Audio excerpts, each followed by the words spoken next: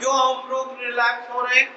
Because हम treatment केवल complaint oriented चाह रहे हैं। Unless until you start seeing your whole thing as a syndromal thing, as a group of complaint,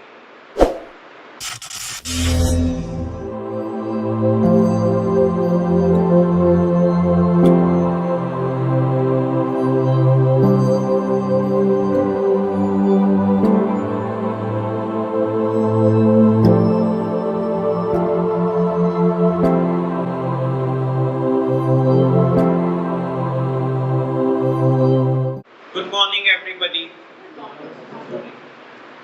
सो हम लोग ना मेंटल इलनेस में बार बार बीमार हो जाते हैं। हम लोग सब जने अपनी तरफ से बेस्ट एफर्ट करना चाहते हैं कि हम कभी बीमार ना हो। हमारा एफर्ट क्या है कि हम लोग दोबारा से कभी बीमार ना हो। मगर against the effort there is lot of relax. ठीक है बात? And I think that is the biggest threat. हमारे इस पूरे ट्रीटमेंट का सबसे बड़ा थ्रेट क्या है? दैट हम दोबारा से बीमार ना हो। तो आपको क्या लगता है कि भाई क्यों हम रिलैक्स हो रहे हैं और हम अपना वेलबींग को कैसे मेंटेन कर सकते हैं? क्या क्या चीजें हमें करने की जरूरत है, क्या क्या बदलाव करने की जरूरत है? How your life can be better, because it should not be like this कि every year or every 6 months you are back into the treatment। ऐसा तो नहीं होना चाहिए ना कि हम बार बार यहाँ इलाज के लिए आते रहें। एक बार में हमारा इलाज हो जाना चाहिए और हमेशा के लिए हम लोग ठीक रहने चाहिए। सो ऐसा क्यों हो रहा है कि बार बार बीमार पड़ रहे हैं और ऐसा क्या कर सकते हैं कि हम ठीक रहें? So the first question is why we get relapsed and how can I maintain my well-being? So आप लोग ये कह रहे हो कि भाई there are medical treatment, WHO defines it, behavior out of control है, unmanageable है, chemical imbalance है, reaction was different, behavior issues.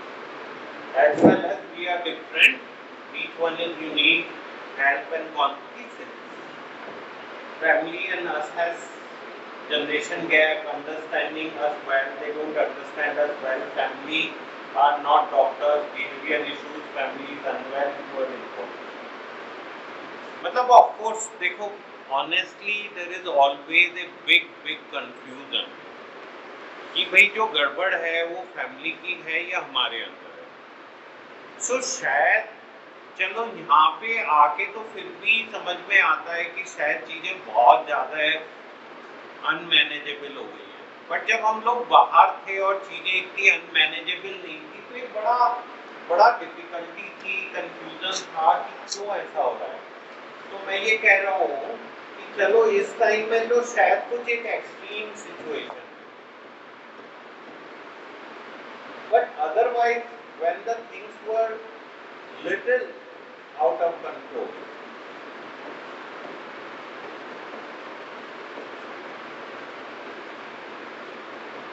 तब ये बात समझ में नहीं आ रही थी। तो आप सोचो जब आप काम भी कर रहे थे, सब चीजें ठीक भी थी, थोड़ा बहुत गड़बड़ हो रहा था, थोड़ा कभी गुस्सा कर लिया, थोड़ा परेशान हो गए, थोड़ा रिजेक्टेड हो गए, क्या उस टाइम में भी हम अनवेल थे?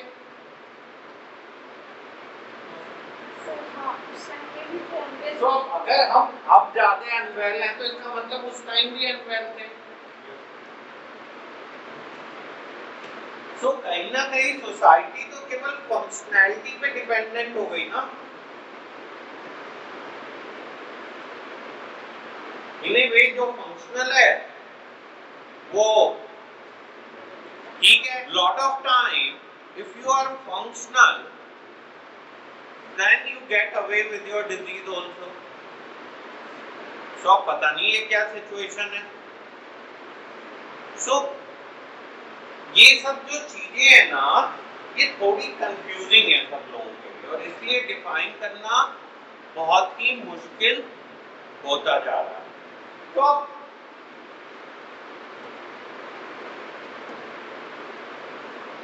It is very, very difficult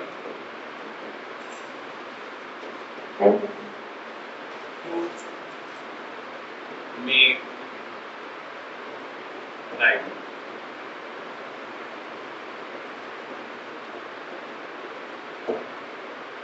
बहुत ही मुश्किल होता जा रहा है। बहुत सारी चीजें लगता है कि ये तो केवल एक बिहेवियर इश्यूज ही है और अगर फैमिली समझ नहीं रही है, बट बहुत सारी चीजें एक्चुअली बहुत आउट ऑफ कंट्रोल हो जाती हैं and it becomes very difficult to differentiate. So इसको कैसे डिफरेंशिएट करते हैं, how we differentiate this in real life.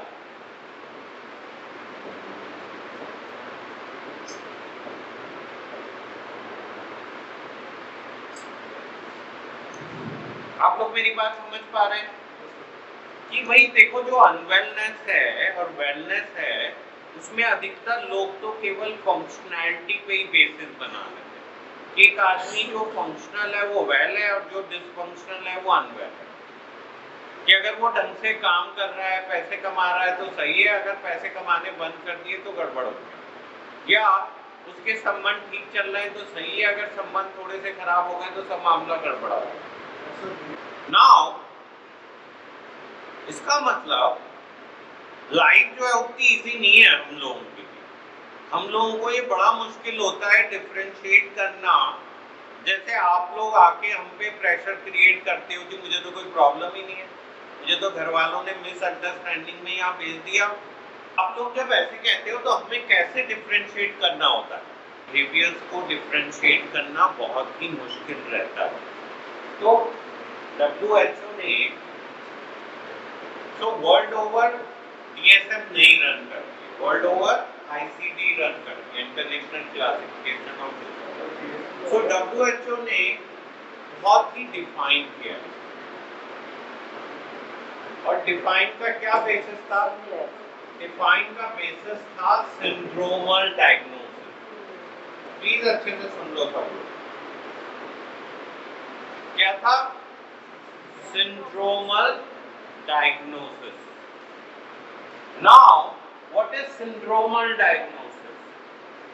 देखो, आप लोग एक लक्षण से यहाँ पे आए, जैसे आपने तो कहा कि भाई मैं ड्रिंक करता हूँ, या मेरे को डिप्रेशन है, या किसी ने कहा मुझे तो ये बार बार काम कर रहा हूँ, ये थॉट गलत है, OCD है। किसी ने कहा कि भाई मुझे तो सुसाइडल थॉट्स आ रहे हैं, वो गलत है। या किसी ने कहा कि मैं दुनिया को फेस ही नहीं कर सकता हूँ, मैं तो आइसोलेशन में रहूंगा। You are coming with a particular complaint. आप केवल एक परेशानी से यहाँ पे आए हो, बट मैं उस परेशानी की वजह से आपका डायग्नोसिस नहीं बना सकता हूँ। That is a not a right direction.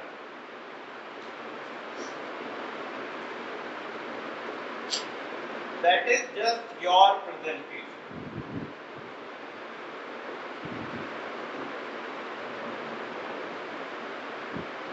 जैसे मैं टिपिकली ये एग्जाम्पल देता हूँ जो बहुत आराम से आप समझ सकते हो कि एक बंदा था, वेदांता में गया और कहता है कि रात में मैंने ढाबे से चने की दाल खाई थी और रोटी खाई थी तड़के वाली, मुझे तब से पेट में दर्द हो रहा है। ये जो मिर्च मसाले मैंने ज्यादा खा लिए उससे गड़बड़ हो गई।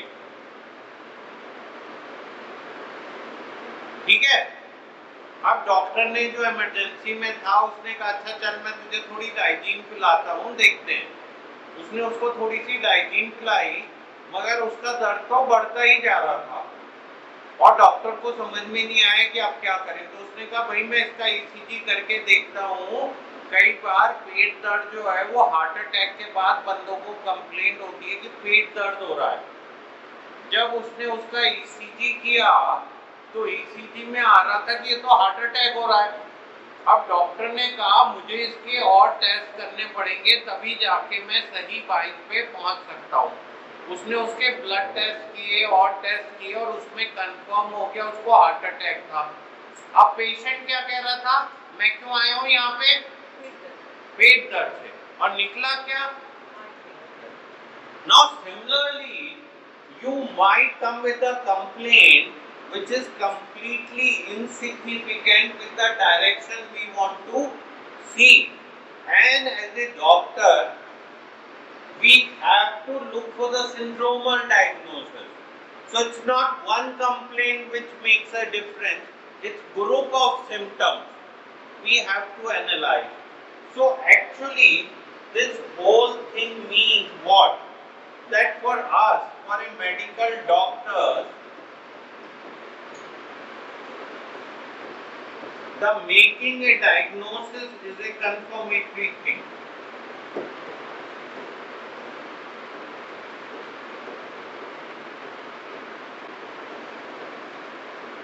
So, जैसे मैं जाता हूँ आप लोगों के रूम में और बहुत सारी चीजें पूछता हूँ, वो सारी चीजें क्राइटेरिया का पार्ट है। WHO ने डिफाइन किया कि भाई ये आदमी पी रहा है, इससे फर्क नहीं पड़ता है, पीने के बाद में उसे क्या क्या लक्षण हो रहे हैं इससे फर्क पड़ता है, या एक आदमी गुस्सा हो रहा है, वायलेंट हो रहा है, उससे फर्क नहीं पड़ता है, उसके बाद में क्या क्या ऐसा कर रहा है जो कि गड़बड़ है, that makes a difference. So for us to make a diagnosis, it's not family, society, relative thing. It's a purely scientific presentation which is including the whole thing. Lot of time we go and the family and the patient complain only one thing. जैसे आप सब लोग मुझे आके ये promise करते हो कि अच्छा हमें चांस दो, अब हम ये नहीं करेंगे, अच्छा मैं अब गुस्सा नहीं करूंगा, अच्छा मैं घर वालों की बात मानूंगा, but that is not really significant for me. For me the significance is the group of symptoms. Whole complaint is only just your presentation. Now let's go back what I am trying to say. यहाँ से देखो, are we unwell? Yes, if you fulfill the criteria. For me, you and your family means nothing. For me, you means only if you fulfill the criteria, then only we can make diagnosis. Let's say you promise I will not be angry. You promise I will follow the suggestion. You promise that okay, I will not do this, I will do this. But that will not help me to define whether you actually will be able to do that or not. Because if I have make a diagnosis, then I am seeing comprehensive picture of the whole thing, and then only I can define that whether you will be having a outcome depending on the disease. For me, your presentation, your complaint is immaterial. आप लोगों को मेरी बात समझ में आ रही है? So आप लोग जैसे बहुत परेशान हो जाते हो कि आपने हमें जबरदस्ती इधर रखा हुआ है। मैंने क्यों रखा हुआ है? Because मैंने इसलिए रखा हुआ है कि मैंने आपका एक पूरा डायग्नोसिस बनाया एंड मुझे उसके हिसाब से आपका ट्रीटमेंट प्लान करना पड़ेगा। I have to plan your treatment.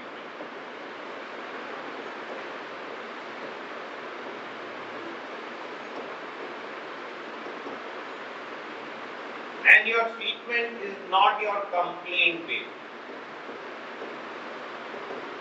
जैसे फॉर एग्जाम्पल जो मेदांता में गया उसका ट्रीटमेंट पेट दर्द का नहीं होना था, ट्रीटमेंट क्या होना था? हार्ट अटैक था। और अगर डॉक्टर ने वो मिस कर दिया तो वो बंदे की टाइम फिक्स हो जाएगी। Now similarly I have to do your treatment for your whole problem, for your diagnosis, for your recovery, than just one complaint. आप लोग बात समझ पा रहे हो? आप लोग समझ रहे हो?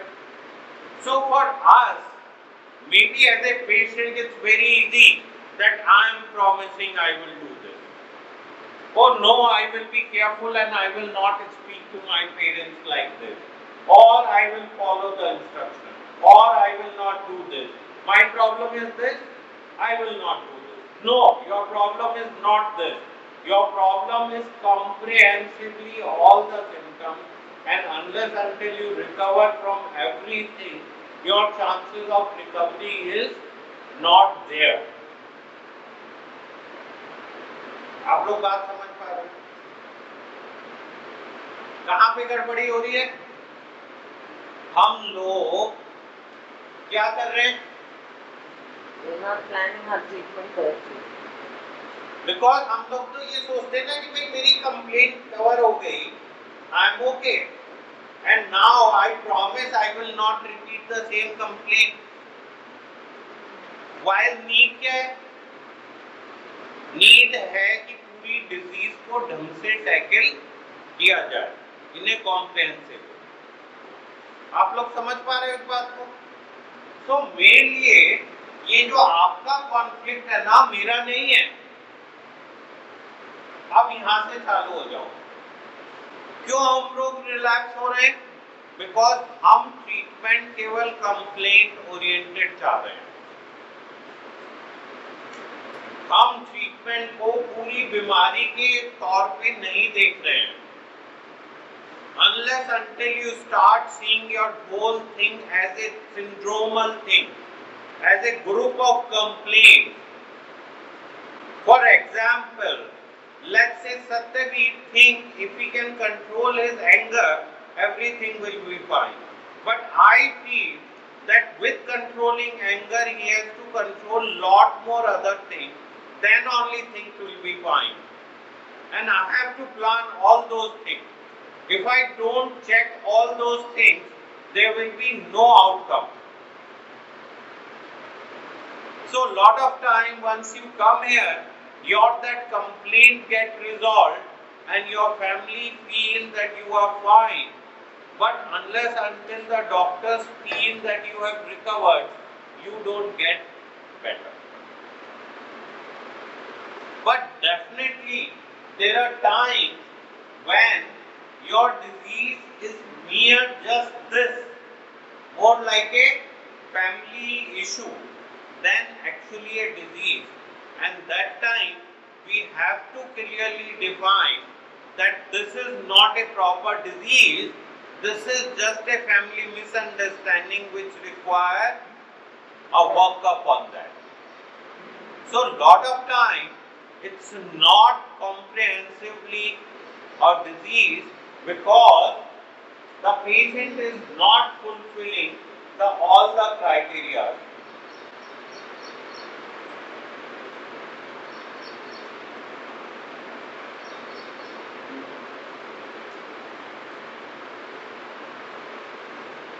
क्या हो रहा है?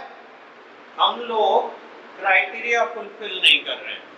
जैसे फॉर एग्जाम्पल, आपको लेट्स से आप 12th का एग्जाम देने गए और आप फिजिक्स सब्जेक्ट को चूज किया है आपने, तो फिजिक्स के बहुत सारे क्वेश्चन आपसे पूछे जाएंगे ना।